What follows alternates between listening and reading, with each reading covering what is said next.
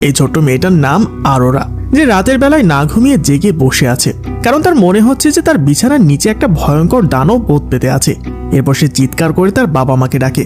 মেয়ের চিৎকার শুনে তো তারা ছুটে আসে ঠিকই, কিন্তু আরোরা তাদেরকে বিছানায় উঠতে দেয় না। সে পাগলের মতো চিৎকার করে বলতে থাকে, মেঝেতে পা দিও না, মেঝেতে পা দিলে কিন্তু ও তোমাদেরকে গিলে খেয়ে ফেলবে।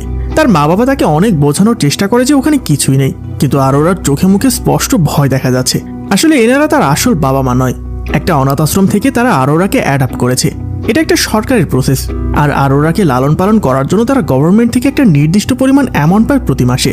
আর সব থেকে আশ্চর্যের বিষয় হলো, আরোরা নামের এই ছোট্ট মেয়েটির এর আগেও আরো অনেক ফস্টার প্যারেন্টস মানে পালক বাবা মা ছিল। কিন্তু অদ্ভুত আর তার সাথে ভয়ঙ্কর ব্যাপার হলো, এর আগে আরোরা যাদের সঙ্গে ছিল তারা সবাই হুট করে নিখোঁজ হয়ে যায়। এমনকি নিখোঁজ হয়ে যাওয়ার পর তাদের কোনো চিহ্ন খুঁজে পাওয়া যায় না। তো এরপর যখন তার বাবা মা ঘর থেকে বের হয়ে যায়, তখন আরোরা ঘরের বারান্দায় গিয়ে ঘুমানোর সিদ্ধান্ত নেয়, কারণ ওই মনস্টারটাকে কেউ দেখতে না পেলেও আরোরা কিন্তু ঠিকই ফিল করতে পারে।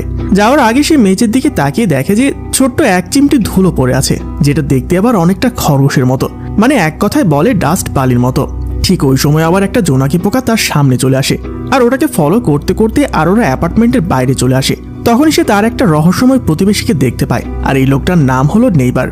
সে হলো একজন পেশাদার হিটম্যান, যাকে বলে ভাড়াটে খুনি। সবসময় সে একা একাই থাকতো। তার চলাফেরা আর কথাবার্তা দেখে মানুষ বুঝতে পারতো যে সে প্রচন্ড নির্দয় হৃদয়ের একজন মানুষ।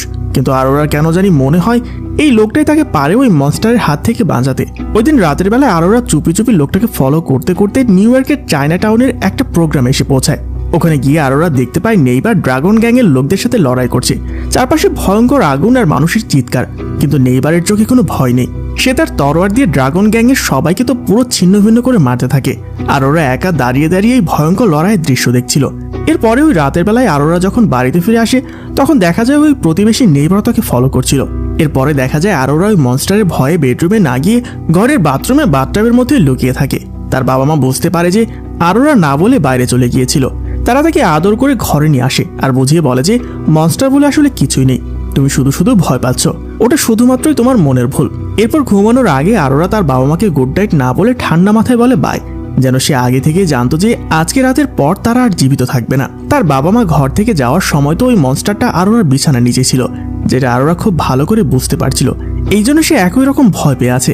আর হঠাৎ করে এই বিছানার নিচ থেকে একটা অদ্ভুত আওয়াজ শোনা যায়। সেই মনস্টারটা সত্যি সত্যি তার বাবা মার উপর আক্রমণ করে। মনস্টারটা যখন তার বাবা মার হাড় মাংস চিবিয়ে খাচ্ছিল, তখন আরোরাকে দেখে মনে হচ্ছিল সে ভয় পাচ্ছে ঠিকই, কিন্তু এটা যেন তার কাছে কোনো নতুন ঘটনা নয়। কিন্তু গাইস, সবাইকে মারলেও এই মনস্টারটা আরোরা কেন কোনো ক্ষতি করে না। তো এর পরের দিন সকালে আমরা দেখতে পাই আরোরা একটা পিগি ব্যাংকের মতো জিনিসকে নৌকার মতো ব্যবহার করে